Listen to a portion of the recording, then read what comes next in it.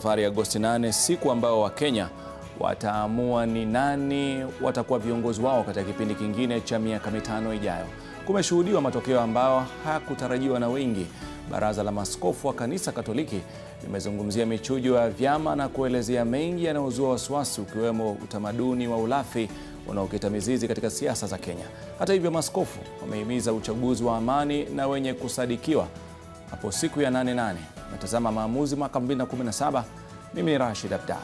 Mtazamaji, tunafuatilia yanayojiri katika makao makuu ya Jubilee na makao makuu ya ODM kuhusu mchujo. Jamila Mohamed yuko katika makao makuu ya Jubilee, Lois Wangui yuko katika maeneo ya Eldoret, na baadaye Leila Mohamed atakuwa kule ODM. Na huko Mombasa tutakuwa tunaungana naye Peter Mwangangi aweze kutueleza mapya kuhusu mchujo wa ODM uliokuwa ufanyike hii leo. Karibu katika maamuzi mwaka 2017, siku ya leo, siku ya Ijumaa, nikiwa na wachanganuzi wa masuala ya kisiasa. Upande wa kushoto kule mbele zaidi yuko Daktari Hezron Mugambi. Karibu sana katika siku ya leo, siku ya Ijumaa. Na katikati niko naye Dina War. Karibu sana pia vile vile katika mjadala, na aliye karibu na mimi Simon Ngele ni wakili George Kithi. Karibu sana katika kikao cha leo. Lakini kabla tuweze kuanza, tunakwenda moja kwa moja katika makao makuu ya Jubilee ambapo Jamila Mohamed amekita kambi maeneo yale. Jamila.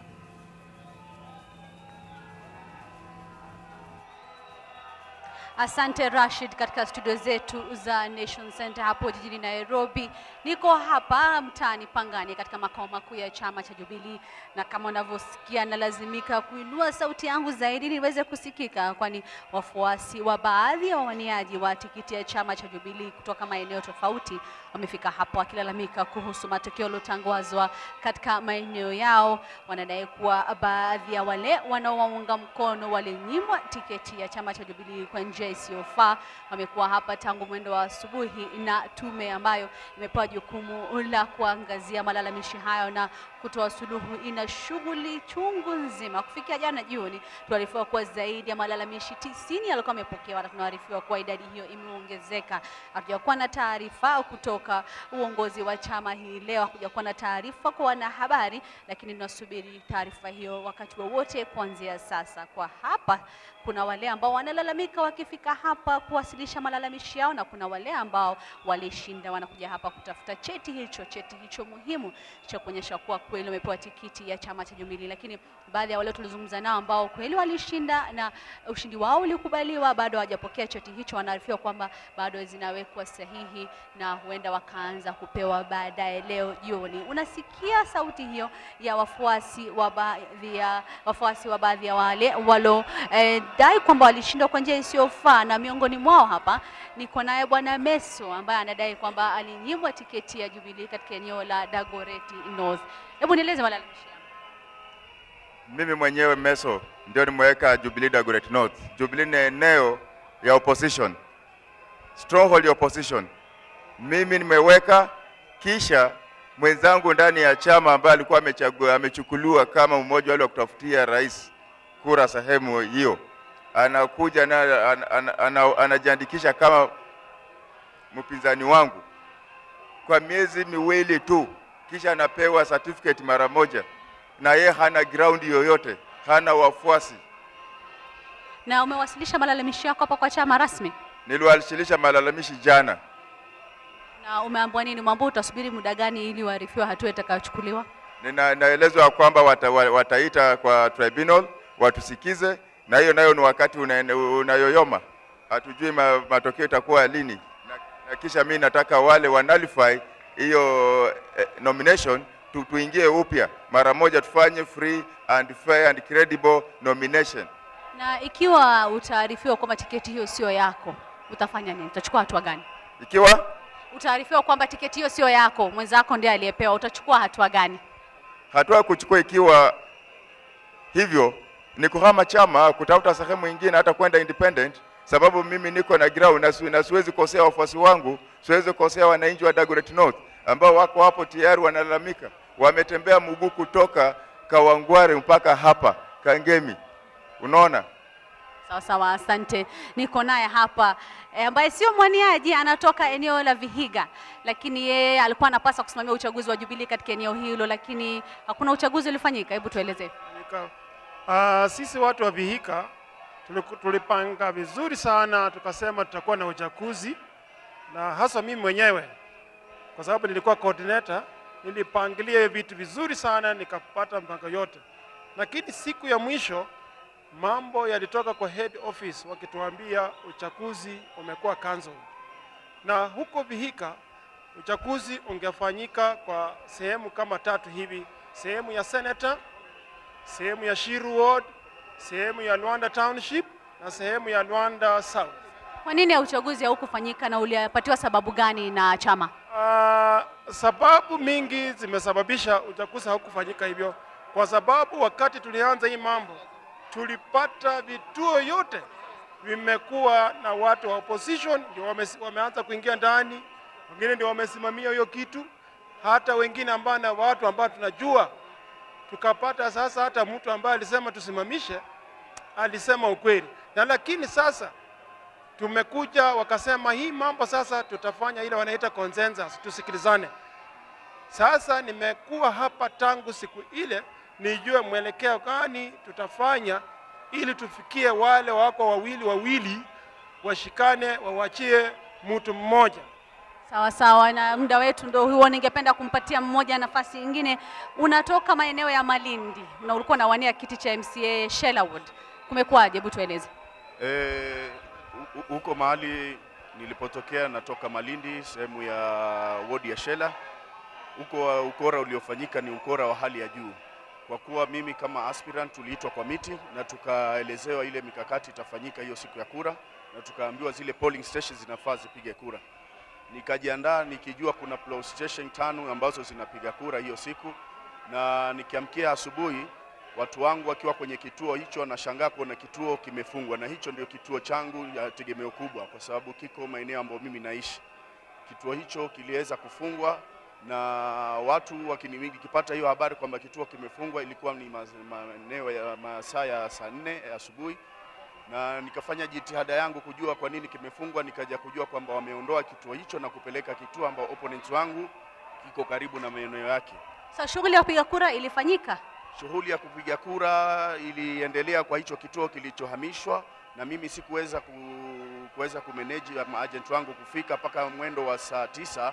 Nikaona afadhali nichukue agent ya kumanage kuweza kuwashughulikia hizo zoezi linalofanyika kule, na kwa hapo ndio ndipo kukatokea matokeo ya mimi kuweza kushindwa kwa kura 32, kando na kile kituo changu cha Stronghold hakikupigwa, lakini nimemanage kuwin, ambapo hata kura mwingine ulifanyika hapo. Haya, asante sana. Muda wetu ndio huo, mtazamaji. Ndivyo mambo yalivyo katika makao makuu ya chama cha Jubilee. Wanaofika hapa kuwasilisha malalamishi ni wengi, viti tofauti, kuanzia ugavana, ya seneta, ya wabunge, wakilishi wa wanawake na hata MCA hawa mawakilishi wa ward. Ndivyo mambo yalivyo. Tutakuwa hapa kukueleza jinsi yatakavyokuwa na kupeleka kwake Leila Mohamed ambaye yuko katika makao makuu ya chama cha ODM.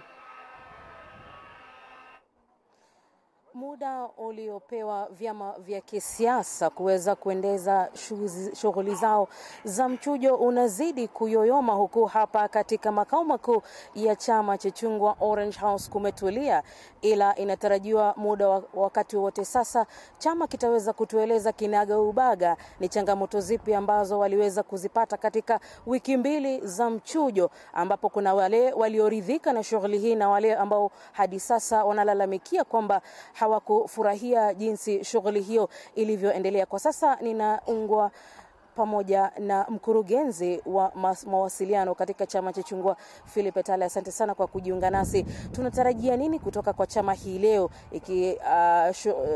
kuhusu swala la wale ambao hawakuridhika hasa katika kaunti za Kisumu, Homa Bay na Siaya ambao kulikuwa na malalamishi mengi? Shukran, asante sana kwa swali hilo.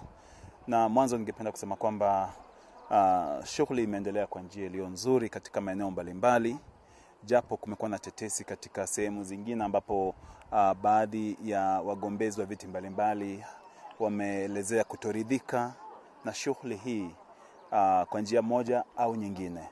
Lakini la muhimu ni kwamba wale ambao wameweza kuwasilisha maombi au petitions zao kwamba hawajaridhishwa na shughuli hii, maombi yao yanasikizwa tunavyozungumza hivi sasa. Kuna ile National Appeals Tribunal ambayo inashughulikia masuala haya hapa Nairobi.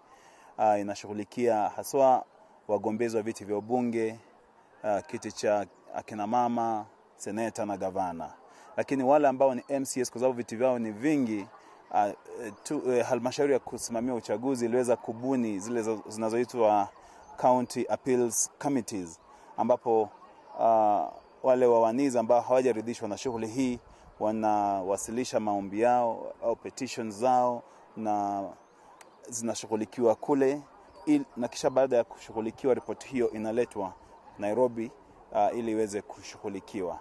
Kwa hivyo shughuli inaendelea vizuri kabisa. Mambo haya ya appeals bado yanaendelea, na sehemu ambazo zimekamilika ripoti inatolewa na Appeals Board, inapelekwa kwenye tume ya kusimamia uchaguzi ya chama, yani the National Elections Board, ambayo inaweza kutoa uamuzi wa mwisho kuhusiana na maamuzi ambayo yametolewa. Lakini jambo ambalo tuna hongera ni kwamba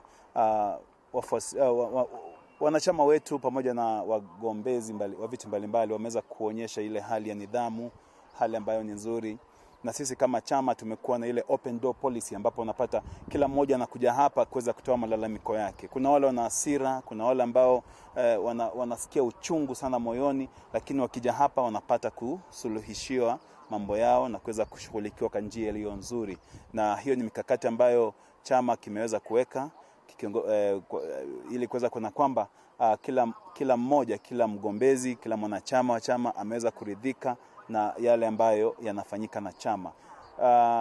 Jambo lingine ambalo tunasubiria labda baadaye siku ya leo ni kwamba kuna ripoti ambazo labda zimekuwa zikisubiriwa kwa hamu na gamu kutoka kaunti kadhaa kama vile Migori, Homa Bay, Kisumu, bado zinashughulikiwa. Lakini labda leo jioni, Mwenyezi Mungu akipenda, tutakuwa na kikao na wanahabari, the National Elections Board pamoja na katibu mkuu wa chama Dr. Agnes Zani pamoja na mkurugenzi wa chama, mkurugenzi mkuu Bwana Odoro Ngwen, na viongozi wengine wataweza kuhutubia kikao na wanahabari na kuweza kutoa ripoti hizo kwa umma, ili Wakenya wajue ni uamuzi upi ambao umetolewa na ni vipi ambavyo chama kitasonga mbele kulingana na mambo ambayo yameweza kutendeka katika sehemu mbalimbali za hapa nchini. Asante sana Philip Atale, mkurugenzi wa mawasiliano katika chama cha ODM, akitueleza kwa kina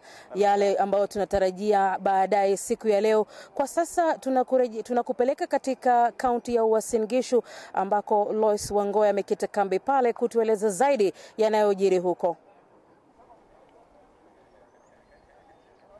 Asante mwenzangu Leila. Kutoka kaunti ya Uasin Gishu ni kwamba baada ya kura mchujo ya Jubilee kuandaliwa, washindi wameonekana wakiwa katika shamra ya kuweza kufurahia ushindi huo, huku walioshinda wakiendelea kulalamika. Ambao wameweza kubahatika kupata tiketi hiyo muhimu ya kura ya mchujo ya Jubilee ni ambaye aliweza kuwabwaga wengine 17 katika eneo bunge la Tarbo na kupata tiketi hiyo muhimu. Lakini bwana Okwara, ukweli ni kwamba ulipambana vita ngumu sana, manake wewe ni kutoka jamii ambayo sio ya hapo Tarbo. Wewe umetoka kwa jamii ya Waluya ambao pia ni wenyeji wa kaunti ya Uasin Gishu, na umeweza kuwabwaga wengine 17 kutoka jamii pale ambao ni jamii ya Kalenjin. Imekuwa ni vita ya aina gani?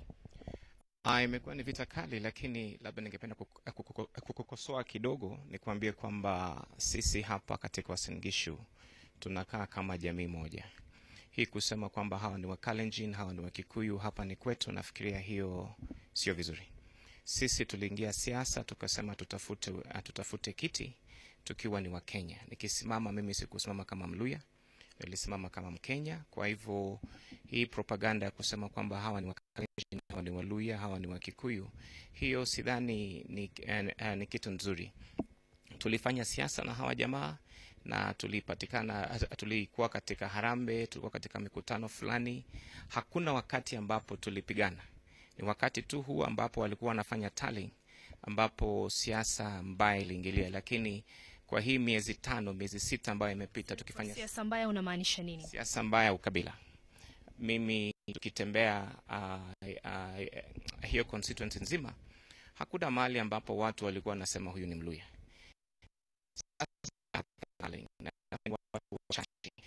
Turbo nzima, ukiangalia Turbo mzima kuna makabila 42. Kwa hivyo kusema kwamba huyu ni Mluya, huyu ni Mkalenjin, hapo tutakuwa tumepotea. Asante sana Bwana Okwara.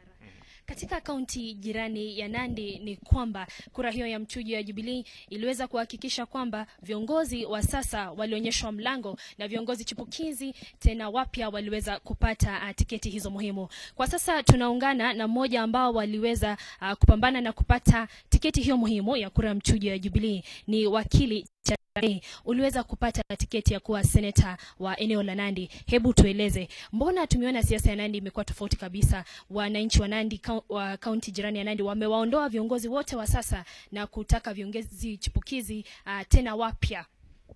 Nafikiri inatakana kujulikana kuwa wapikaji kura wengi sana ni vijana. Na nafikiri kwa sababu viongozi wengi walitolewa kwa viti, kulikuwa na wala walishindwa kufanya kazi. Ukikubaliana mimi, kumekuwa na mambo mengi kuhusiana na ufisadi hasa kuhusu kaunti ya Nandi. Na nafikiri wananchi walikuwa na chugumu vizuri, wakasema waza tuanze na vijana chipukizi ambao wana doa la mambo ya ufisadi. Na nafikiri hiyo ndio ilikuwa sera muhimu wakati wa kampeni ambayo tulifanya. Na ya pili ilikuwa kuhusu maendeleo. Na wakati vijana wa sasa uko Nandi, vijana hawataki tena kuambia wale viongozi wanawachagua wawape empowerment. Sisi vijana wenyewe tunajipigia kura, ndio tuingie ile maofisi, ndio tuwapatie nafasi vijana. Asante sana wakili Cherargei. Ndio hivyo mambo yalivyokuwa Nandi, na kutoka hapa tunaelekea pale, na katika taarifa zetu za hapo baadaye tutarudi na mengi zaidi ya mbivu na mbichi na yaliyojiri kutoka kaunti ya Nandi. Kwako Rashid Abdalla.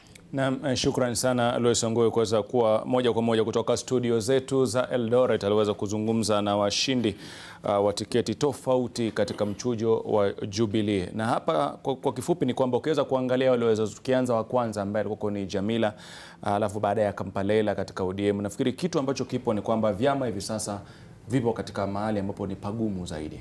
Manake katika kutatua hizi kesi kuna ima uache ushawishi mkubwa ama uunge ushawishi mkubwa. Mtihani huu kweli vyama utazombana nao vipi? Tikana nawe George Keith. Naam, kuna changamoto kwamba haki itendeke na siasa itendeke. Mara nyingi huwa kuna ile vuta nikuvute na sintofahamu baina ya siasa na sheria na uhaki na usawia.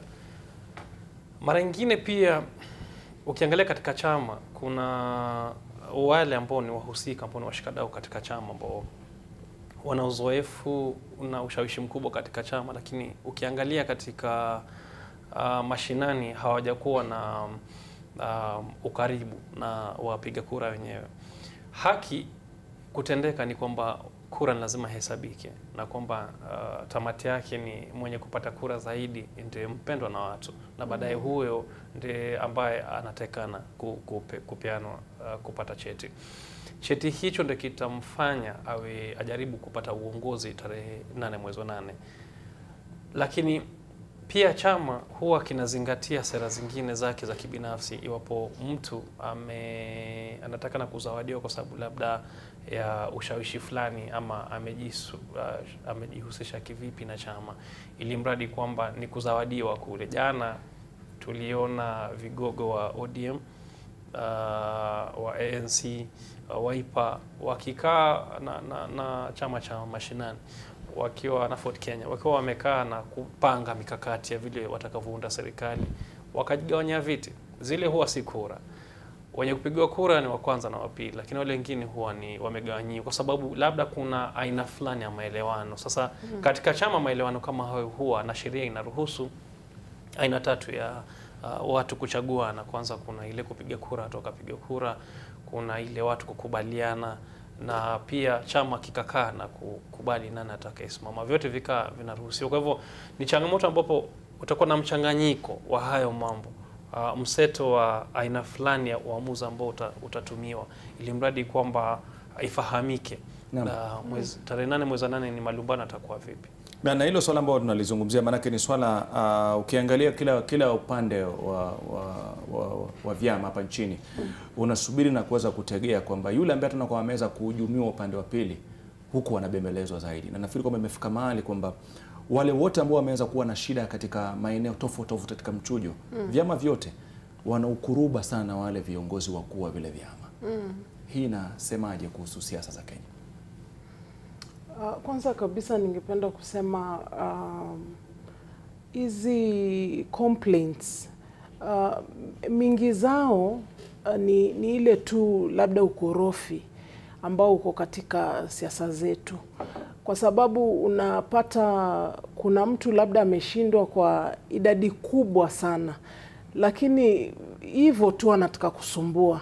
Kwa hivyo inapatia chama kazi ngumu, kwanza kabisa kwa sababu ya wakati ambao wanafaa kumaliza hii mambo ya disputes.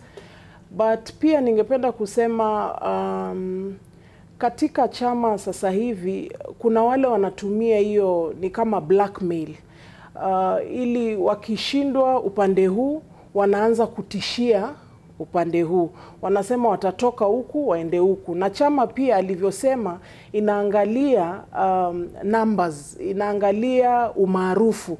Kwa hivyo saa zingine chama inajipata katika nafasi ambayo si nzuri. Ningependa kusema pia ya kwamba wale ambao wameshindwa kwa haki inafaa wakubali na wabaki katika chama, support chama yao, kwa sababu vile ambavyo vitu vimeendelea wiki iliyopita na hii wiki inaonyesha wazi ya kuwa uongozi ama wale ambao wamekuwa wanatapeli wananchi na hawafanyi vile ambavyo wanasema wanapotaka kura, tumeona wameonyeshwa mlango. Wameweza kuadhibiwa na tutaweza kulizungumzia hilo kwa kirefu tunapokuwa tunaendelea na maamuzi mwaka 2017. Lakini tukichukua kama maeneo ya Nyanza katika ule utata uliweza kuibuka hususan katika wadhifa wa ugavana, ukija ukiangalia Kamkunji na Starehe, wale wafuasi wanalalamika wa Kamkunji na Starehe wanasema tunataka rais aingilie kati. Ukiangalia kule Nyanza tunataka Raila Amolo Odinga aingilie kati. Ilali kwamba hivi vyama vina majopo yao ya kuweza kuangalia. Hizi kauli zina uzito sana na hazitolewi tu bure bure. Naam, nafikiri mwanzo kabisa tutambue kwamba hivi vyama ingawa vina taratibu zao na vina njia mwafaka ambazo zimewekwa ili kushughulikia changamoto na matatizo ambayo yanajitokeza, bila shaka mkuu wa chama au yule ambaye anasimamia chama, hususan kwa mfano tukiangalia upande wa ODM Raila Amolo Odinga, upande wa Jubilee Rais Kenyatta na vinginevyo, wale ndio ambao unaweza kusema wanasimamia vile vyama. Na inafikia hatua ambayo kwa mfano wakati kama huu ambapo wale ambao wanawania vyeti mbalimbali wanakosa kuamini kwamba labda taratibu zilizopo zinaweza kuzaa matunda ambayo wanayataka. Na kwa hiyo kwa sababu kwa mfano upande wa Jubilee na upande wa ODM Rais Kenyatta na Mheshimiwa Raila Amolo Odinga alisema kwamba uchaguzi utakuwa wa huru na haki. Kwa hiyo wanamwajibisha mwenyewe kusema kwamba ulisema uchaguzi utakuwa hivi, mbona haya yanatokea hivi? Lakini tunavyojua kwamba ni kwamba kuna taratibu ambazo zimewekwa katika vyama, ingawa kwa hakika Rashid, lazima tuseme kwamba pia muda umevipa vyama hivyo kisogo, kwa sababu tunajua makataa ni tarehe moja, na kwa hiyo wanasiasa kidogo wanaanza kuingiwa na kuchachawizo na mihemko na hisia kwamba huenda wakaachwa nje. Kwa hiyo wangetafuta njia zozote ili kuweza 2017 kule Mombasa. Leo wale wagombea wa useneta na uwakilishi wa wanawake watapata fursa ya kuweza kwenda katika mchujo, manake hao kuweza kupata vifaa kwa muda ulikuwa unastahili, na hiyo shughuli ya mchujo itakuwa inafanyika hapo kesho. Hapa Nairobi ni kwamba kama wewe ni mgombea wa Jubilee uliweza kupata kura nyingi, utasubiri kuweza kupata cheti chako kuanzia hapo kesho, manake itakuwa vinatolewa katika makao makuu ya Jubilee. Kule katika makao makuu ya ODM wamesema kwamba vyeti vitakuwa vinapatikana katika kaunti kote. Wanahabari wamekita kambi, atakayojiri tutakuwa tunaungana nao, lakini kwa hivi sasa tuweze kuangalia taarifa ambazo ziliweza kuibua maswali mengi sana kutoka bustani la Uhuru Park. Ni kuhusiana na maamuzi ya muungano wa NASA. Nataka sasa nimwalike yule ambaye atakuwa Deputy President of the Republic of Kenya kwa muungano maalum wa National Super Alliance. Nimesahau jina.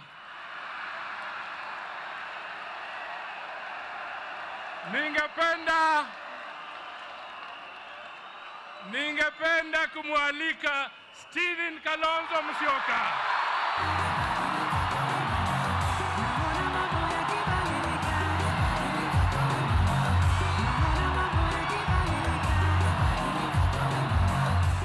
Yule ambaye atapeperusha bendera ya NASA kama National Super Alliance, na yeye ni Engineer the Right Honorable Raila Amolo Odinga.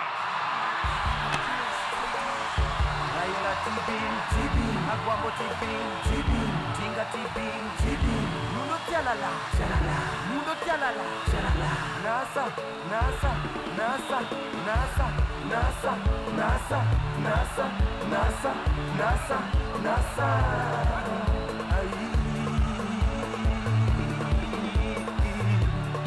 Kenya tutora mora ila kaotelo, Kenya tutora mora ila kaotelo, Nairobi ora mora ila kaotelo, Nairobi ora mora ila kaotelo, Kisumu ora mora ila kaotelo.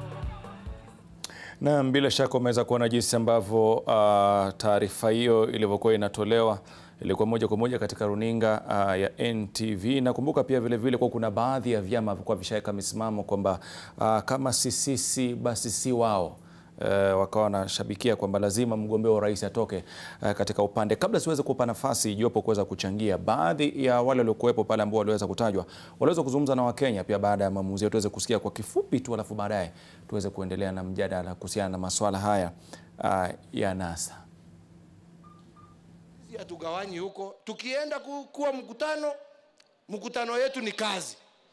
Shule, hospitali, barabara, stima. Hiyo ndiyo haja yetu. Sio kuja kushindana au kupimana latiri. Gani wenzangu? Tutimize kazi, dunia iendelee. Lakini tusiwe watu ambao ati haja yetu ni kiti umekalia. Ati wenzetu wamezunguka mwaka mzima wakituambia tunachagua, tunajiuliza ni nani, alafu ile timu wanarudisha ni ile tulipambana naye tu. Our friends are busy. They are deeply embroiled in matters of power sharing. We want to tell them there is a world of a difference between those who are engaged in power sharing and those of us who are engaged in the politics of the empowerment of our citizens. Wananchi wametoa sauti. Na sauti ambayo wametoa ni kusema ya kwamba wanaunga Jubilee mkono, ya kwanza. Lakini ya pili, wamesema kwa viongozi, hiyo mambo yenu ya kujiongeza mshahara muache. Wamesema hiyo mambo ya nyinyi kuenda kuweka allowances na kusafiri kuko na huko badala ya kutendea wananchi kazi, musahau. Naam, bila shaka baada ya kuweza kutolewa taarifa zile pale Uhuru Park, Rais Uhuru Muigai Kenyatta na mwenzake Naibu wa Rais William Samoei Ruto walikuwa wepesi wa kuweza kutoa maoni yao kuhusiana na hilo. Lakini kabla tuweze kuangalia maoni yao, tunarudi kuja na jopo kuweza kuzungumzia mengi kwa mazungumzo, matarajio yaliyokuweza kuwepo. Maamuzi ya jana ya muungano wa NASA uliweza kuyapokea vipi? Naam, kidogo kulikuwa na mseto wa hisia kwa sababu kwanza ni jambo zuri walitimiza ushauri waliopewa wafuasi wao kwamba wao watatangaza ni nani kinara wao atakayekuwa katika kinyang'anyiro cha urais, na tukapata jawabu. Ijapokuwa jawabu hilo halikuwa la mshangao kwa sababu ilikuwa katika tabiri kwamba Raila Odinga na Kalonzo Musyoka ndio watakaopeperusha bendera. Kulikuwa kidogo na sintofahamu ambayo tulikuwa tunaipata katika maongezi yao ya kila ucheo. Lakini sababu yenyewe ni kwamba nadhani kiti ambacho kilikuwa kinapiganiwa sana ni mgombea mwenza mbele makamu wa rais, na sio rais wenyewe, kwa sababu rais mwenyewe nadhani tathmini ilikuwa wazi kwamba atakuwa Raila Odinga. Kwa kimoni yako ni kwamba una muda wa kuvutana masuala kwani ya unaibu, sio ilikuwa unaibu. Alafu pia kisheria, si kisiasa. Kisheria nadhani waliowashauri kupata sheria kidogo waliwahadaa. Sitaki kusema kuhadaa kwa that line, kwamba kanuni ambazo zipo za kisheria, wajua kazi kama si ya ya uchaguzi ambao unapata kazi kwa sababu uchachaguliwa na wananchi, huwa ni kazi ya umma. Kwa hivyo kama wewe utatafuta kazi ya waziri ama kazi yoyote, utatuma maombi kwanza.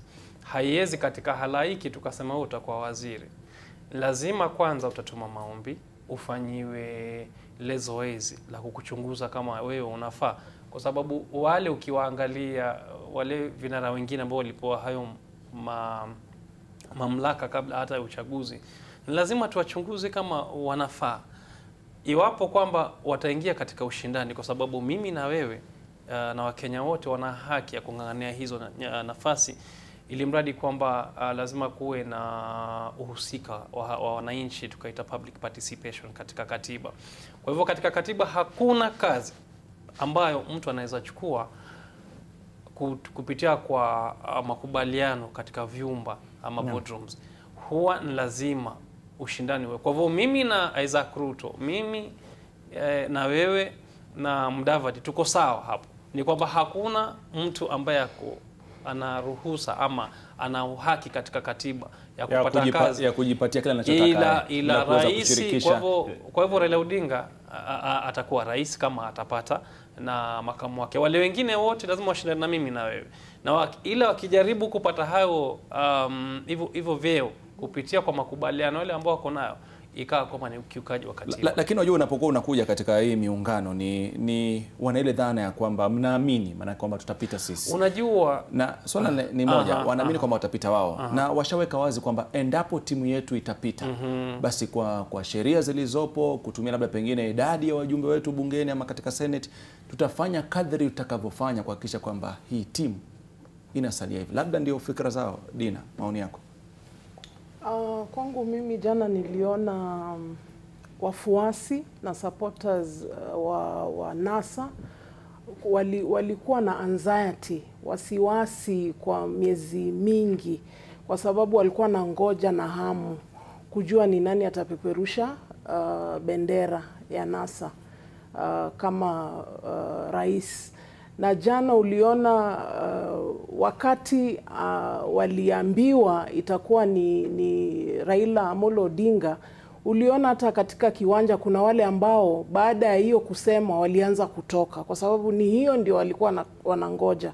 Kutoka kwa sababu hawajaridhika, kutoka kwa sababu wameridhika, na walikuwa kweli wanatoka kwa sababu hiyo ndio ilikuwa ni jawabu. Sasa tena pia walikuwa na ngoja hiyo jawabu hili wakiwa katika pilka zao za kutafuta kura, wawe wanajua ni nani wanampigania. Na ningependa kusema ya kuwa ni kazi ngumu imefanywa, na ndio hiyo NASA ifike mahali imefika, ilikuwa ni kazi ngumu, kwa sababu upande mwingine ulikuwa unajaribu vilivyo kusambaratisha hawa watu watano. Ningependa pia kusema ya kuwa nimefurahia ya kwamba hii mrengo ama hii coalition ya NASA ina sura ya Kenya. Hawa watano wanaonyesha sura ya Kenya. Ule ambaye anajaribu kusema ya kuwa hao wanajigawia viti ama hao hawashughulikii wananchi, anasema uongo, kwa sababu mrengo ule mwingine pia ulikutana, ni kama William Ruto na Rais Uhuru Muigai Kenyatta, pia hao walijigawanya, lakini walijigawanya wakasahau Wakenya wengine. Kwa hivyo NASA inaonyesha sura ya nchi. Hiyo sura, lakini pia sidhani kama itakaa kama alivyozungumza bwana Francis Nyenze, na naja kwako Daktari Ezron. Ni kwamba amesema wazi kwamba alikuwa katika vikao vile vya watu kujadiliana, na yeye anasema kwamba alijua wazi kwamba kuna kuelekea kwamba Kalonzo Musyoka ambaye ndio kiongozi wa Wiper, ambaye alikuwa naibu mgombea wa urais mwaka wa 2013, huko ndo anaelekea kuwa mpeperushaji bendera ya NASA wakati huo. Kilichofanyika kimeweza kumshangaza kwa taarifa za jana, na ameweka wazi kwamba itakuwa ni mlima sana kwa NASA kuweza kuwashawishi na kuweka siri jamii ya Wakamba kuweza kuunga NASA, manake Wakamba walitarajia mtoto wao aperushe bendera. Unachukuliaje kabla? Rashid, mwanzo kabisa lazima tutofautishe uhalisi na fikra zetu kuhusiana na jinsi tunavyotaka hali iwe. Uhalisi wa siasa za Kenya ni kwamba ukabila na swala la rasilimali ni jambo ambalo ni muhimu sana. Maana Wakenya wanachukulia, na ndivyo ilivyokuwa tangu historia ya taifa hili, tangu tuwe taifa huru mwaka 63, kwamba kuingia katika wadhifa wowote kunaipa jamii nafasi ya kushiriki katika mgao au kugawanyiwa rasilimali za nchi. Urais au ile nafasi ya urais inachukuliwa muhimu zaidi, maana ndiye ambaye anapika, yuko jikoni, atagawa ni nani atapata nini. Kama ambavyo wakili amesema, na nakubaliana na yale ambayo amesema, ilivyo ni kwamba katiba inachukulia na inajua kwamba yule ambaye akifanikiwa kuwa rais ana cheo chake, yule ambaye atakuwa naye ni naibu wa rais. Hivyo vipo yale mengine, hizo nafasi nyingine ni nafasi za kupewa watu wa Kenya ambao wana sifa fulani na ambao wataomba nafasi hizo. Kuna ile swali ambalo nataka tuweze, nimekuelewa ile swali ambalo utaweza kueleza ni kwamba ni huu msimamo uliotolewa na Nyenze ambaye anasema kwamba ni maoni yake yeye mwenyewe. Hakusema kwamba ni maoni ya jamii kama ni maoni yake mwenyewe. Lakini amesema kwamba kwa maoni yake itakuwa ni vigumu kwa NASA kupokelewa na shangwe kule Ukambani. Kama tunavyojua Rashid, vyama vina taratibu za kufanya kazi, vina maafisa. Tunamjua Nyenze sasa hivi ni naibu wa kinara katika bunge la kitaifa. Naye amepewa nafasi hiyo, tunajua alivyopewa. Na sasa huyu akiwa na wadhifa kama huu, na huyu ni mwanachama wa chama cha Wiper. Chama cha Wiper, ukikumbuka, katika uchaguzi uliopita Mheshimiwa Stephen Kalonzo Musyoka alipewa nambari ya 2 kama ambavyo amepewa sasa. Ikiwa afisa ambaye ana kiwango hicho akitoa maoni, Rashid, hapa Kenya, usifikiri kwamba maoni hayo yametoka kinywani mwake na kwamba ni fikira zake. Yeye anawakilisha baadhi ya vigogo katika chama na baadhi ya fikra za watu wa jamii yake. Maanake tunajua kwamba viongozi, wewe ukiwa kiongozi haujiwakilishi, unawakilisha watu. Kwani unamaanisha kama yeye anajua msimamo wa jamii yake, Kalonzo Musyoka ajua msimamo wa jamii yake, mbona alikubali jana na kusema kwamba tutafanya kazi pamoja? Ndio nakwambia kwamba katika kipindi kilichopita utakumbuka kwamba alikuwa amepinga, alikuwa ametoa kauli fulani, akasema kwamba sikubaliani. Na watu wakampinga, wakasema kwamba mbona yeye akiwa mmoja wa wale vinara katika chama cha Wiper, mbona anakwenda kinyume cha kiongozi wake. Baadaye tulimwona Stephen Kalonzo Musyoka mheshimiwa mwenyewe akisema kwamba hayo ni maoni yake, na yeye pia ana nafasi ya kutoa maoni hayo kama Mkenya yote na kama kiongozi kutoka jamii ya Wakamba. Tutakuja tulizungumzie kwa kirefu zaidi. Kumbuka kwamba ni baadhi ya mambo yaweza kujitokeza tu hivi sasa, muda mchache kabla tuanze maamuzi mwaka 2017.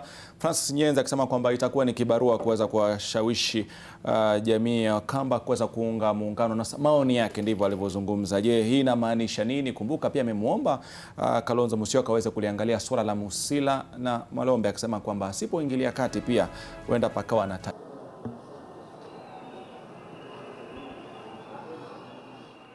Mtazamaji Mtazamaji, tuko hapa katika makao makuu ya chama cha Jubilee. Unasikia bado kelele ndizo hizo, wafuasi hawaondoki kutoka hapa. Wanasisitiza kwamba wanataka wale ambao wanawaunga mkono wapewe tiketi ya chama cha Jubilee, lakini kama alivyotuarifu katibu mkuu wa chama cha Jubilee Raphael Tuju, shughuli hiyo lazima ifuate taratibu zilizowekwa, na taratibu hizo ni malalamishi yasikizwe, ushahidi uangaliliwe kabla ya kamati iliyoteuliwa kutatua mizozo hiyo kutoa uamuzi wake. Na vile vile alituarifu kuwa kufikia sasa wamepokea malalamishi kutoka kwa waniaji 90 kutoka maeneo tofauti na nyadhifa tofauti. Kuna ya kiti cha gavana, wabunge, useneta, wakilishi wa wanawake, na wengi wale waliolalamika ni madiwani kutoka maeneo tofauti. Vile vile amesema wanasikiza pande zote. Kwa mfano, kesi hiyo iliyowasilishwa kutoka eneo bunge la Starehe na mwanamuziki Charles Jagwa kuhusu kukosa tiketi ya chama cha Jubilee katika eneo bunge hilo linaendelea kusikizwa na kamati hiyo ya kutatua mizozo. Wamesikiza malalamishi yake, wamepokea ushahidi alionao, na vile vile wamemuita yule ambaye alitangazwa mshindi, yani mpinzani wake mkuu, mbunge wa sasa Maina Kamanda, vile vile aweze kujiwa na atoe ushahidi wake kuonesha kwamba ameshinda kiti hicho. Na baada ya hayo ndo uamuzi utatolewa kuhusu ni hatua gani itachukuliwa na chama, kama kura itarudiwa ama kuhesabiwa kwa kura itarudiwa ama uchaguzi utafanywa upya. Na wanasema hilo litafanyika kwa viti vyote ambavyo kuna malalamishi ambayo yamewasilishwa. Wanasema hawezi kutoa uamuzi, hata yeye kama katibu mkuu wa chama hawezi kutoa uamuzi huu, lazima wafuate maamuzi ama mwelekeo watakaopokea kutoka kwa kamati hiyo. Mtazamaji, tuko hapa, wale ambao wanapiga kelele kule nyuma yangu ni wafuasi wa wale ambao wanawasilisha malalamishi yao. Miongoni mwao ni wale ambao wanamunga mkono mbunge wa Kamukunji ambaye ni Yusuf Hassan. Kama unaweza kunifuata tuweze kuona baadhi yao, ndio pale wako huko nje na ndio wanaendelea kuelezea malalamishi yao. Maafisa wa usalama kama unavyoona wameletwa hapa ili kujaribu kuwatuliza. Walikuwa wamefunga kabisa milango ya kuingia katika eneo hili na hawakuwa wanapatia watu nafasi za kuingia ama kutoka, lakini sasa ilibidi maafisa wa usalama waletwe hapa ili kuwaweka katika eneo moja. Kama unavyoona hao ni wafuasi wa mbunge wa sasa wa Kamukunji Yusuf Hassan, na wanaelezea malalamishi yao hapa wakisema kwamba wanataka huyo wanayempenda apewe tikiti ya chama cha Jubilee. Hassan ni mmoja wa wale ambao tayari wamewasilisha malalamishi yao hapa rasmi na anasubiri mwelekeo wa kamati hiyo ambayo imepewa jukumu la kuangazia ama kusikiliza malalamishi yaliyowasilishwa. Mtazamaji, tunamsubiri hapa Charles Jagwa ambaye alishindwa katika uteuzi wa Jubilee katika eneo bunge la Starehe ili tuweze kumsikiza.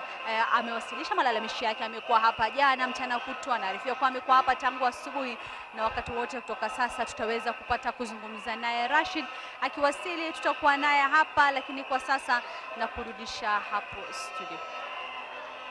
Shukran sana Jamila, na kweli kwamba akishawasili tutarudi kwako ili aweze kuzungumza kuhusiana na jinsi ambavyo shughuli ya kutafuta haki inavyoendelea. Kwa kweli umeweza kuangalia katika makao makuu ya Jubilee, lalama kwa kweli umeweza kuona kwamba watu wanamiminika katika maeneo yale, kila mgombea akiweza kuwa na imani kwamba ataweza kupata suluhisho kwa wale ambao wanaendelea. Lakini kwa kweli kama umekuwa ukifuatilia sana alikuwa anaendelea hapo jana na kile ambacho kinakuwa kinaendelea hivi sasa, tuna swali moja. Maanake Rais Uhuru Muigai Kenyatta hapo jana aliweza kuzungumza kuhusu wale ambao wameweza kuangushwa. Kwa sasa hivi tuweze kuangalia aliwaambiaje wale wagombea wa Jubilee ambao walikosa tiketi za chama cha Jubilee. Na wale ambao wameshindwa, tumesema hawa pia ni wetu. Hakuna mtu sisi tutawacha nyuma. Chama yetu sio ya kuwacha watu nyuma. Wananchi wakiamua, we njoo, tutakupangia kazi ile ambaye inakustahili. Kwa hivyo mimi nawaomba wale ambao wameshindwa, njooni, kubalia na uamuzi wa wananchi, mukuje tufanye kazi pamoja kwa serikali ya Jubilee. Na nafikiri nimecheza ile kauli makusudi kuweza kuenda sambamba na wanaendelea katika makao makuu ya Jubilee. Hapa kuna watu wanaotafuta haki. Watu wanaona kwamba mimi niliweza kukandamizwa, nimeweza kudhulumiwa, nimeweza kupokonywa nafasi ya wazi wananchi wameweza kunipa. Na hapa kuna rais anawaambia kwamba yakifika atakapofika wakati hukuteuliwa, tulia, baki na sisi na huko mbele nafasi za kazi zipo. Swali ni moja, ikiwa mtu ameweza kukosa tiketi ni kwa sababu wananchi hawana imani na uongozi wake, wewe kumtafutia nyadhifa tofauti ni kuenda sawa ama kinyume na matakwa ya wananchi? Naam, swali zuri, lakini nadhani chama ni kwamba kila mtu ana nafasi katika chama na katika serikali. Kuhudumia wananchi katika serikali, kuhudumia chama pia, kwa sababu chama serikali inaundwa na chama, sivyo?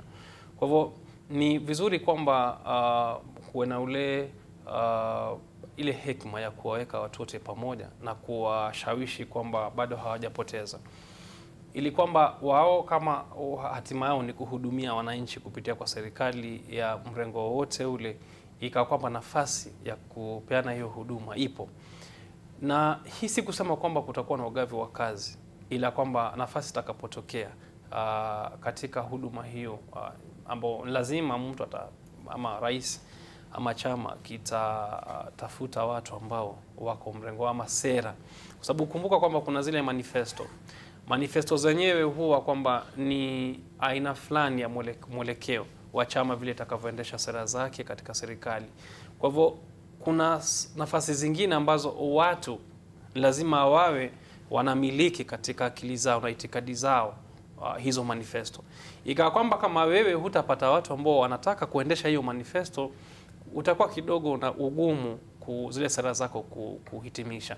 Kwa hivyo mwishowe ni kwamba ni lazima uchukue watu katika chama chako, na watu ni wale ambao washafanya kazi nao. Lakini hawa watu tutakuja tuzungumze, maana naona kwamba hawa watu ndio ambao wananchi wengi wameweza kufanya maamuzi kwamba labda pengine wakati wa George Kithi katika kuweza kutupa huduma hivi sasa sisi tosha. Tumesema kwamba umetenda ule uyatenda, tumpe nafasi mwingine aweze kufanya kazi yake. Kesho Ezra Mugambi akipita amregeshe George Kithi kama mbunge mteule, seneta mteule. Unawaambiaje wale wapiga kura? Dina, kwa dakika moja kabla tuweze kuelekea moja kwa moja katika makao makuu. Labda ningependa kusema rais anajaribu kumanage ile fallout inaweza kutokea, kwa sababu anahitaji hao watu wote. Ndio wamepoteza, lakini kwa njia moja ama lingine bado anaona anawahitaji. Kwa hivyo mimi kwangu naona ni ile tu management, watu wasitoke katika chama. Lakini pia ningependa kusema kutofaulu kuchaguliwa saa nyingine kwa sababu ya kitu moja ama kingine, labda umetolewa kwa njia ambayo ilikuwa nzuri, na labda bado wewe ni mtu ambaye unaweza kuchangia katika chama, hata katika serikali unakubaliwa. Kwa ni kauli ambayo itaweza kutekelezwa ama ni kauli tu ya kuhakikisha kwamba ule umoja watu hawezi kutengamana? Lakini kwa hivi sasa tuna moja kwa moja katika makao makuu ya Jubilee ambapo Jamila Mohamed yuko na msanii Jagwa ambaye alipigania kiti cha ubunge kwa tiketi ya Jubilee huko Starehe, lakini mambo yakaenda ndivyo sivyo. Tuko hapa katika makao makuu ya Jubilee na naungana naye Charles Jagwa ambaye ambaye alisemekana anadai alishinda tiketi ya eneo bunge la Starehe na alinyimwa. Sasa amekuwa hapa akiwasilisha malalamishi yake. Jagwa, uko katika NTV, tueleze ni vipi mambo yamekuwaje? Mimi niko poa sana. Si tulienda nomination on ya Starehe na sisi tulikuwa tunajua tumeshinda, lakini ile kitu ya kushtua ni kwa sababu in all the polling stations I think mheshimiwa kamanda, na ni mzee na heshimu sana, alikuwa ametushinda tu police station 2 pekee. Kwa hivyo watu walikuwa agents wetu wote walikuwa wamechukua numbers zenye watu wamevote. Na sisi kama saa 8 ya usiku the RO returning officer alishinda tu anatuzungusha, because we knew from day one we complained even that the guy who was leading, who was the residing officer, was a lawyer to mheshimiwa kamanda. But the Jubilee party leaders told us to make sure, told us to have strong agents on the ground, and that's what we did. But hatukujua later mzee atakutibia kura, kwa sababu mimi ni mtoto wake na sikuwa nadhania kuna wakati itafika mzee anaibia mtoto wake. So the people of Starehe have spoken and we are saying free and fair cannot be negotiated. Sisi tunataka certificate, na kama sio hivyo hatuendi nyumbani. hatuendi nyumbani. That's why watu wangu wamekuwa wamekamp hapa, watu wa Starehe wamesema nisitoke nje, so I'm even fearing, kwa sababu nasikia the arrow anasema his life is in danger, kwa sababu aliingia, he ran away with Mr. Kamanda, and we have been looking for him since yesterday. The party have been calling him, he's not picking up his phone, so we are waiting for him because we have our tallings, the ones we had. Na ukiangalia, we got 9,819, and Mheshimiwa Kamanda got 6,651. So sijui Kamanda alitoa wapi 12,000. Na umeambiwa itachukua muda gani kutatua nini kesi yako hapa na makao makuu? To thank the party kwa sababu we were being told to come tomorrow, but wamesema they are hearing it now, na tusha lodge appeal yetu, and we know by evening, tunaomba by evening tutapewa certificate, na mheshimiwa amesema atapatikana Monday kwa sababu ana try to buy time, ana try kununua wakati ili time ikuwe imeisha, lakini sisi tunamwambia mzee, sio vizuri kuibia vijana, and we are sure, na niko sure mbele ya Mungu, Mr. Honorable Commander would be the next Starehe MP. Na ikiwa upatiwi tikiti utafanya nini? Watu wa Starehe, Commander will never be the Starehe MP. Hatawahi kuwa. Kwa hivyo hiyo miaka 5 alikuwa naomba ya mwisho, we are telling him aende apumzike na wajukuu wake, kwa sababu the people of Starehe have spoken, na sisi tunaenda mpaka mwisho. Na ikikataliwa tuseme usipate tiketi ya Jubilee? Ikija ukataliwa, kwa sababu I believe they will be fair. Na Mungu yuko, kwa sababu tulishinda, and everybody hata nje watu wanajua tulishinda, na ni kitu ya aibu sana kama venye nalegelea tena.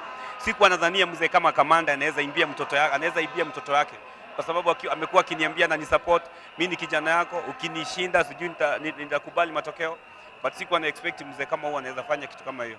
So mimi naambia supporters wangu na watu wa Starehe and the youth of Kenya wasi lose hope, kwa sababu hii ilikuwa moja ya kuonesha vijana, yani unaweza toka from nowhere na ukue mtu, and I want to tell them I'll be the next Starehe MP.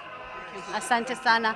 Asante sana. Huyo amekuwa ni Charles Jagwa ambaye alikuwa mwaniaji wa tiketi ya Jubilee katika eneo bunge la Starehe. Ilitangazwa kwamba hakupata tiketi hiyo ilipewa Maina Kamanda ambaye ni mbunge wa sasa, lakini amewasilisha malalamishi yake, ako na stakabadhi zake ambazo zinaonyesha kwamba alikuwa na kura nyingi zaidi ya Maina Kamanda ambaye alitangazwa mshindi. Amekuwa hapa tangu jana, yuko hapa leo, na kama ulivyomsikia anaamini kwamba haki itatendwa na tiketi hiyo ya Jubilee atapewa.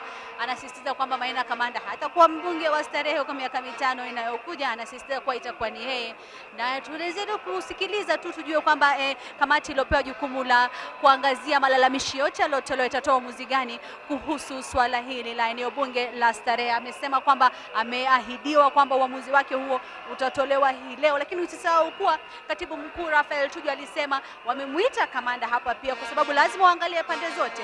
Jagwa amewasilisha malalamishi yake, Kamanda pia anapaswa kupewa nafasi ya kujitetea kabla ya uamuzi kutolewa. Kama ulivyomsikia Jagwa anasema mbunge amesema hatopatikana mpaka siku ya Jumatatu, na sijui itakuwaje, uamuzi utatolewa vipi kabla ya mheshimiwa Kamanda kuelezea upande wake wa swala hili. Tuko hapa katika makao makuu, kwa na mengi zaidi tutakuarifu kwako Rashid katika studio.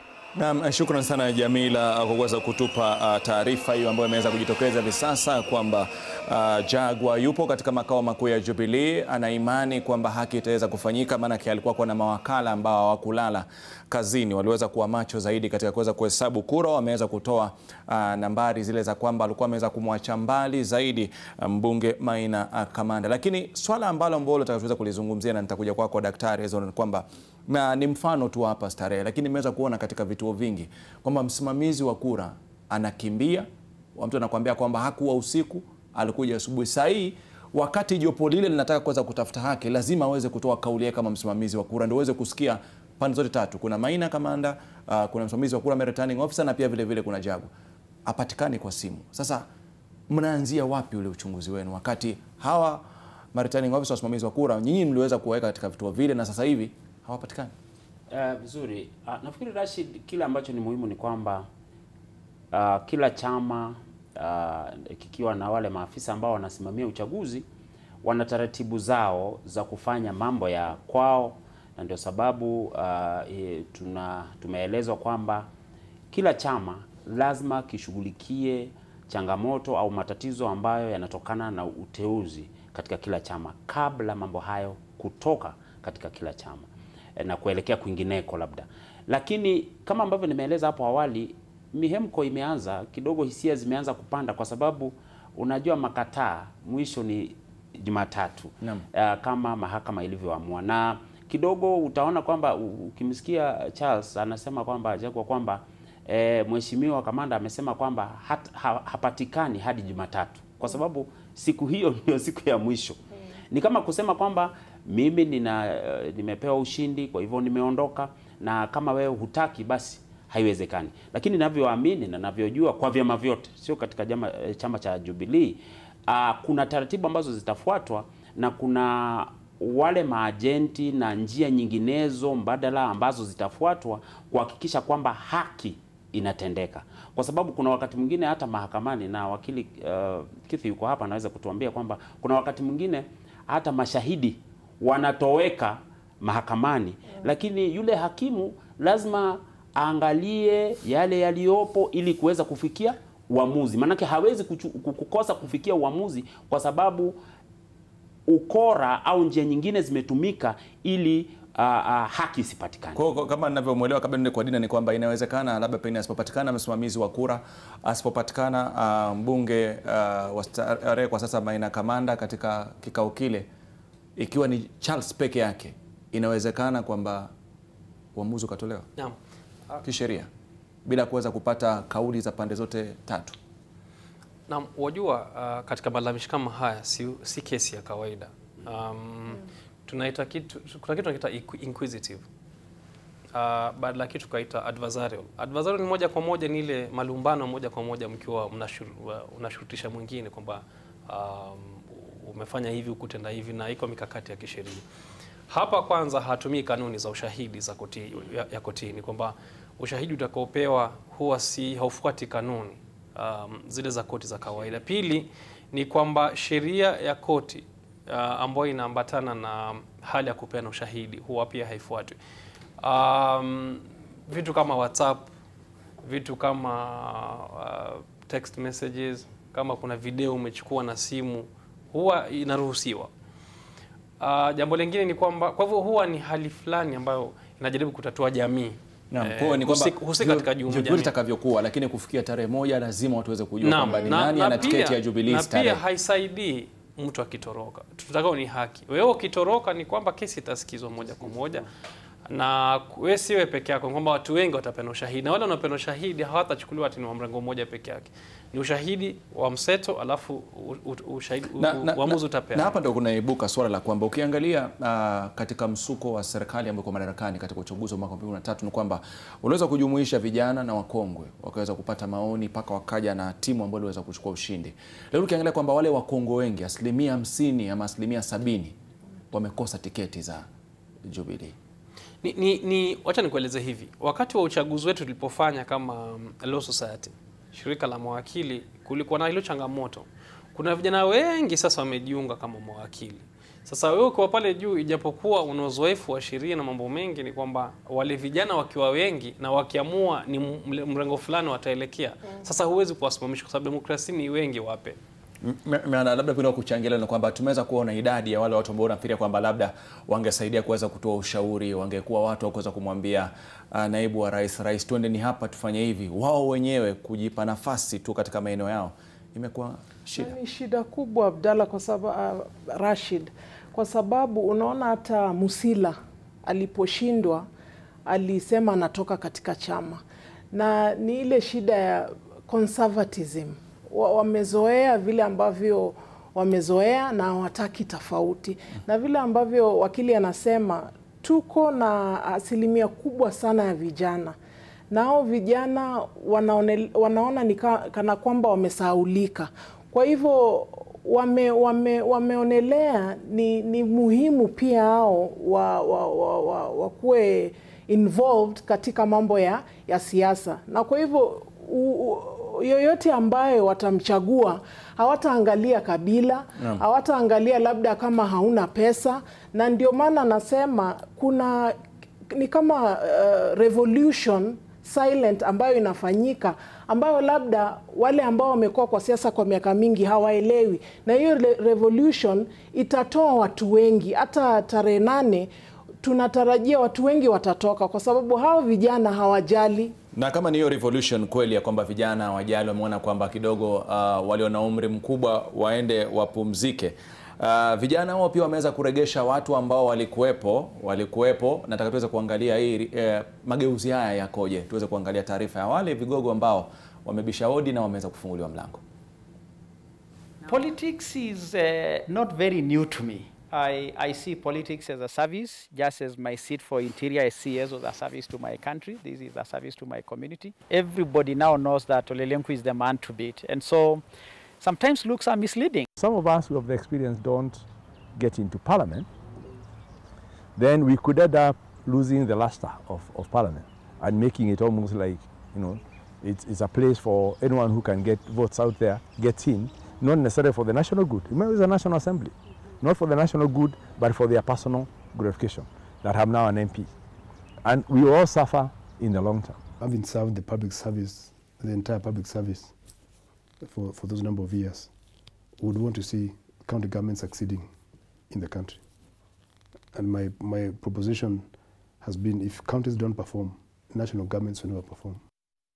Na mnafikiri umeweza kuangalia kwamba waliokuwepo wanarudi. Umeweza kuangalia Francis Kimemia, Joseph Ole Lenku, Amos Kimunya, na pia ukiangalia ni kwamba kule Nakuru Kinuthia Mbugua ameweza kuwa na wakati mgumu, ameweza kushindikana. Hii inamaanisha nini? Kwa ameweza kutuambia kwamba labda vijana wameamua hawa waliokuwepo wakapumzike, lakini vijana wao maeneo fulani ni kwa wameweza kuamua wale waliokuwepo wakati wa nyuma warudi. Ni vuguvugu kweli ama hii siasa ya sasa hivi haieleweki? Rashid, nafikiri kwamba alilosema mwenzangu hapa ni kweli kwamba kuna vuguvugu, na kama ukiangalia kwa wakati huu wale ambao wamepiga kura za mchujo na wale ambao watapiga kura mwezi wa Agosti, wengi walikuwa kidato cha kwanza, kidato cha pili mwaka 2013. Sasa ndio wamefika, wanaweza kupiga kura. Na vijana wengi, kuna hii dhana, utaona kwamba ukiangalia katika nchi ya Kenya, hali ya ukosefu wa ajira imekuwa ni hali ya juu. Mimi mwenyewe naamini kwamba tulivyo siasa tunazofanya sasa hivi zinaonyesha kwamba biashara ambayo inashamiri, ambayo kila mtu anaitaka, ni biashara ya siasa kwa sasa hivi. Lakini makosa ukisema siasa ni biashara. Siasa ndio biashara kuu zaidi, kwa sababu kila mtu baada ya ugatuzi nyadhifa zimepatikana nyingi zaidi. Tuna gavana, tuna wale wanaosimamia wawakilishi wa kaunti, tuna kazi nyingi kwenye serikali za kaunti na kadhalika ambazo hazikuwepo. Kwa hiyo vijana walitarajia kwamba mageuzi haya ya kikatiba yakitokea wanaweza kushirikishwa zaidi katika ujenzi wa taifa katika ngazi za mashinani. Lakini ukiangalia kwingi utaona kwamba sivyo, na ndio sababu utaona kwamba ukiangalia huu uchaguzi wa vyama ambao umetokea wa mchujo katika kaunti nyingi, 90% au 95 ya wale wawakilishi wa wodi wameondolewa wote. Katika sehemu yenyewe kwa mfano ni mmoja tu aliyebaki na mbunge na kadhalika, na kwingine Nandi na kadhalika. Kwa hiyo nafikiri kuna mageuzi fulani ambayo yanaingia na yanaongozwa kwanza kabisa katika ngazi za kiumri. Lakini pia tukumbuke Rashid kwamba katika sehemu nyingine naona kwamba wanachanganya, wanaangalia pia, hata ingawa tunasema kwamba gavana anaweza kuwa kijana na kadhalika au seneta, wanasema kwamba je, tuna mtu ambaye una uzoefu ambaye anaweza kufanya kazi hii, hususan ukiangalia aliyekuwa mkuu wa utumishi wa umma Francis Kimemia amepata nafasi katika sehemu ya Nyandarua, na aliyekuwa mbunge wa Kipipiri naona tena amerudi, na sehemu nyingine zipo ambapo watu tena wamerudi. Kwa hiyo ni ushupavu. Kuna sifa mbalimbali ambazo wale vijana pamoja na wapiga kura wengine wanaangalia, labda ushupavu, uzoefu, uwezo wa kuwakilisha watu na sifa nyingine nyingi. Kwa hiyo mseto huo unajumuisha watu kufikiria kuhusu yule ambaye anafaa zaidi. Na msiseme kitu, nakumbuka pia vile ukizungumza kuhusu masuala ya mseto na vuguvugu, kuna vijana ambao ukiangalia siasa za kitambo za kwamba pesa ndio kila kitu. Kuna mabawabu ambao wameweza kuomba kura, mimi usiamini, na wameweza kupewa nafasi. Kuna wengine wanasukuma marukwama, wameweza kuomba kura, wameweza kupewa nafasi. Hii vuguvugu Kenya linaelekea wapi? Kwa kweli jawabu liko na jopo baada ya muda usio mrefu.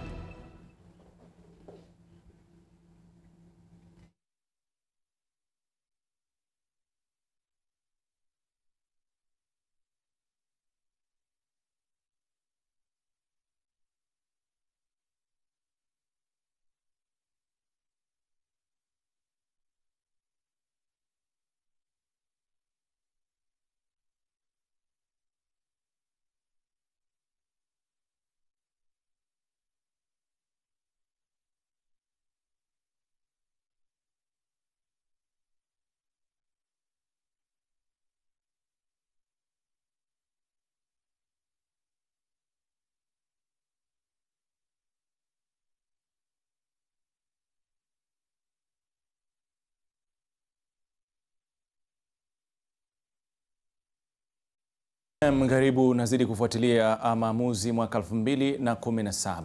Matokeo ya mchujo wa Jubilee katika eneo bunge la Tarbo, kaunti ya Uasin Gishu yalikumbwa na utata. Hatimaye yaliweza kutangazwa. Kevin Okwara alishinda. Kulikuwa na hali ya sintofahamu kabla ya kutangazwa kwa matokeo hayo. Baadhi ya wafuasi hawakufurahia ushindi wa Kevin Okwara kama mgombeaji ubunge wa Tarbo kwa kile kilichodaiwa kuwa misingi ya kikabila. Taharuki hiyo ilidumu hadi nje ya kituo cha kujumuisha kura. Wafuasi wa Okwara walitaka atangazwe mshindi, huku kundi lingine likipinga. Hatimaye Okwara alitangazwa mshindi, lakini akiondolewa mara moja kituoni chini ya ulinzi mkali.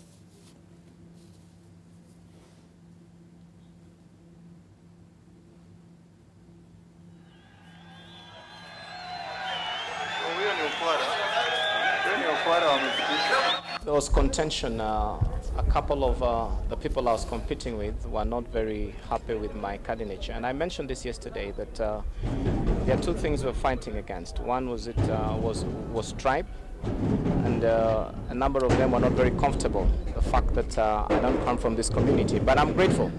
As I said, I like to be very, very grateful to the president. Like to be grateful to the Deputy President for having reined in to make sure that democracy takes its route. And I think that's the reason why we had a delay yesterday. Na kulikuwa na kizaazaa katika ukumbi wa mpira wa kikapu uwanjani Nyayo usiku wa jana baada ya mgombea mmoja wa wakilishi wa wanawake Wangui Ng'ang'a kukataa kukubali matokeo ya kura ya mchujo ya chama cha Jubilee. Hivi ndivyo hali ilivyokuwa hapo jana. I therefore declare Kioko Mike Songo being the winner for the nominee. Thank you.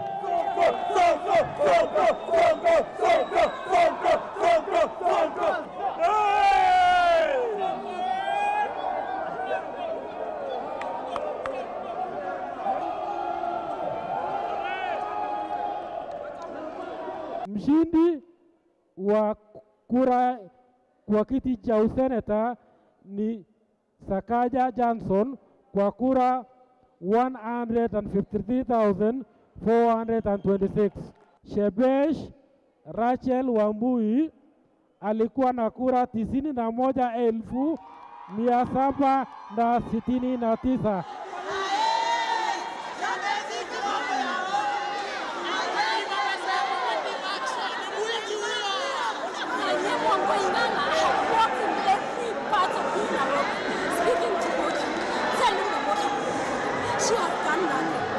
She does here is just take a second. I'm so emotional. And they don't even put my name.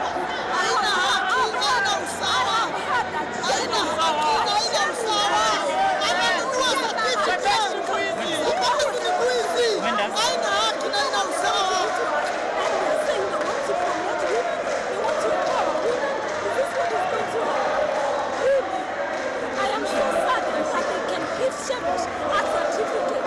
It is such a sudden thing to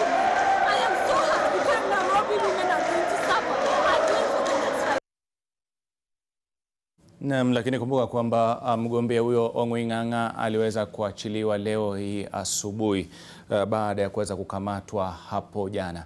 Na tukiendelea mbele na baadhi ya taarifa ni kwamba aliyekuwa mkuu wa utumishi wa umma Francis Kimemia aliondoka serikalini miaka michache iliyopita bila bashasha, lakini sasa ana hari ya kurejea kwa serikali na cheo tofauti. Kimemia ambaye alishinda tiketi ya Jubilee ya kuwania ugavana wa Nyandarua alipata kura 87,110 na kuwashinda wapinzani 6. Mpinzani wa karibu wa Kimemia alipata kura 23,635. Katika hotuba yake ya kukubali matokeo, Kimemia amesema kuwa amejifunza mengi katika ulingo wa siasa na hakuwa na bahati kwa ulingo huo unaweza kumkuza au kumporomosha mtu. Kuhusu mwakilishi wa wanawake Faith Wairimu alishinda. Wairimu alipata kura 1,164 kwa mpinzani wake wa karibu Wanjiku Mwiha akipata kura 79,299.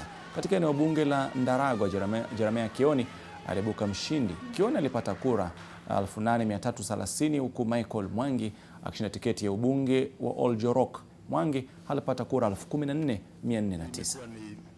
Safari ambayo imekuwa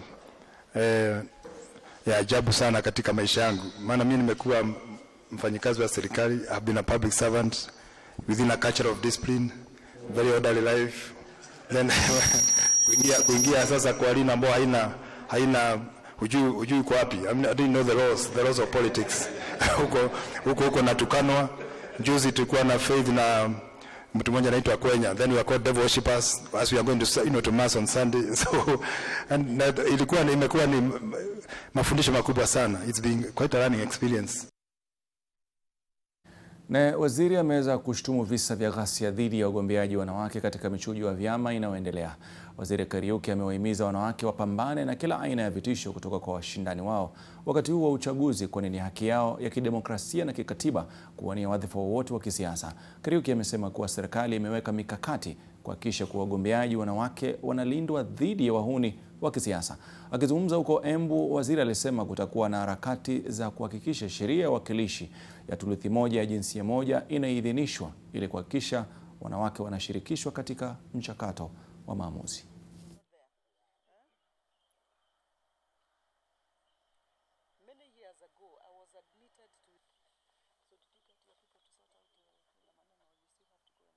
Responsible for gender.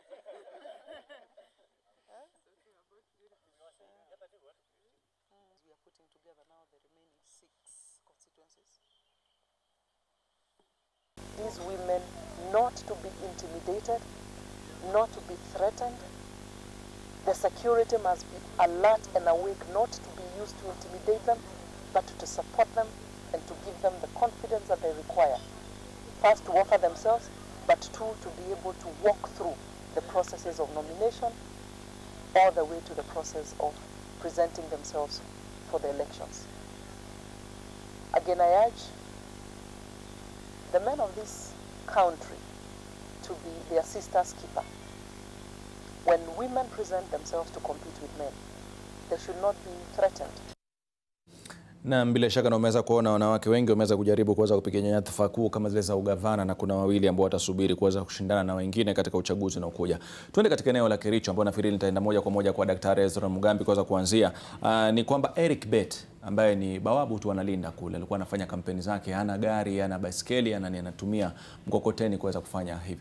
Ameweza kumtoa mwakilishi wa wadi ambaye yuko sasa hivi madarakani na akaweza kupata nafasi ya kupewa hii tiketi. Hii inamaanisha nini? Ukizingatia kwamba kwa miaka mingi tumeweza kusema kwamba siasa ni hela, siasa ni kuongwa, siasa ni nini? Hii inaamsha nini hapa nchini Kenya? Rashid, nafikiri hali hiyo ni katika mchakato mzima wa mageuzi ambao nimesema. Eric Bet nafahamu wadi ambaye akifanikiwa Agosti ambayo atawakilisha. Ile wadi iko karibu na mji wa Kericho. Hususan unapotoka Kericho ukielekea Kisumu ni kilomita kama 10. Lakini ni sehemu tu, ni kama kitongoji ama sehemu ya mji wa Kericho. Na navyoelewa ni kwamba mwenyewe alikuwa kipingana na yule ambaye labda alichukuliwa kwamba angemshinda au alikuwa na uwezo wa hela.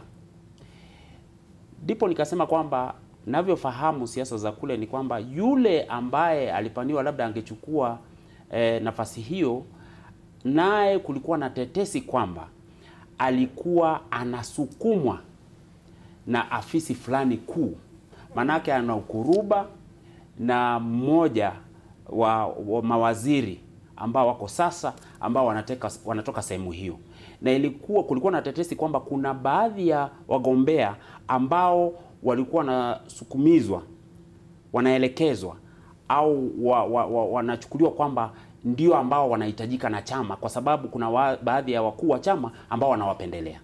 Na katika eneo kubwa la Bonde la Ufa tatizo hilo lilitokea, na utaona kwamba baadhi ya matokeo ambayo tumepata sasa hivi yanatokana na hizo tetesi kwamba kulikuwa na watu ambao wako chamani, wana uwezo mkubwa, wana hela nyingi, ambao walikuwa ni kama tayari wana majina fulani ya watu ambao wangetaka washinde. Na kwa hivyo vijana wengi, wapiga kura wengi wa sehemu hizo waliamua kwamba uwezo wa uwakilishi ni wao, na wao ndio watapiga kura. Kwa hiyo watampigia yule ambaye wanafikiri kwamba anaweza kuwawakilisha jinsi wanavyotaka. Na nafikiri hilo limeweza kufanyika sana katika maeneo ya Kericho, maana nitakuja katika maeneo ya Belgut ni kwamba Daniel ambaye ni mpishi katika shule ile ya kinadada ya Sosiot aliweza kufanya kampeni na ameweza kupewa nafasi ya kupata tiketi ya wakilishi wa wadi kupitia tiketi ya Jubilee.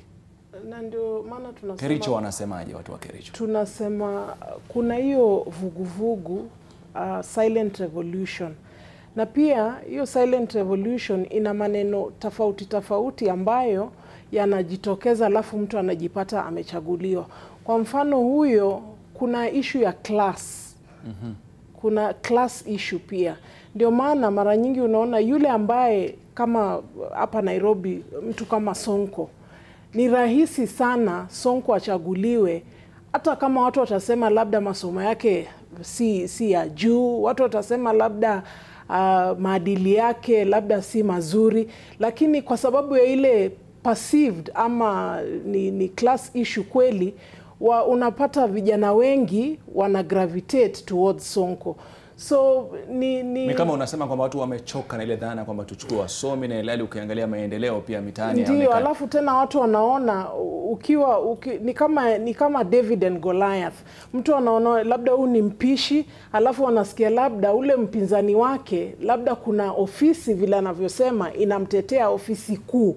Kwa hivyo ni David and Goliath. Wanaona huyu maskini ni mtu ajiwezi na huyu ni mtu anaweza, na anataka kugandamiza mtu ambaye ajiwezi.